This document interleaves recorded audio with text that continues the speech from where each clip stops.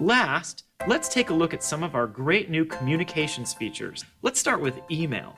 I'm going to jump into Outlook, where as I pan down my work mail, you'll see that some of these items look a little different than the others. I'll go back to this top one from Stephanie. I'm going to expand it because this is a conversation, so you can easily read all those messages, or if you look at this thread and say, I'm not interested in following that, I can just click here, get checkboxes for all of those items, and hit delete or move to save the thread.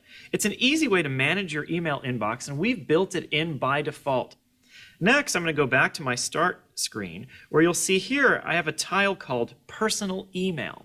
One of the ways that we wanted to make email management a lot easier. You might have your work email in Outlook, but a lot of people have more than one account for personal email. We can bring those all together. We let you choose which email inboxes you want to put together and link, and we'll give you one tile that lets you see all that mail. It's a flexible approach that puts you in command of how you're going to do your work or your personal mail. The next feature area I want to talk about is called groups. In Mango, we now enable you to set up groups of people that you want to interact with together. If you look here on my start experience, you'll see a tile there called Friends.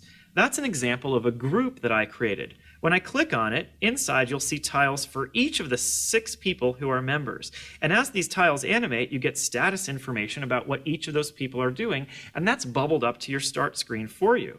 If I pan over, I can see a feed of what's new for all these people. This is their social network activity on Facebook or Twitter or LinkedIn or Windows Live, all aggregated into one place. If I pan over again, you'll see all the pictures that these people have been taking or posting. There's pictures of all my friends together on Facebook, or I can view the individual albums of any of these people so I can stay up to date with the activity of my friends in terms of what they're doing with photos.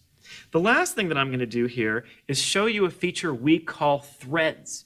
If you think about the way people have been doing typed messages between each other, there was text, but now there's lots and lots of different networks, and we've brought them all together.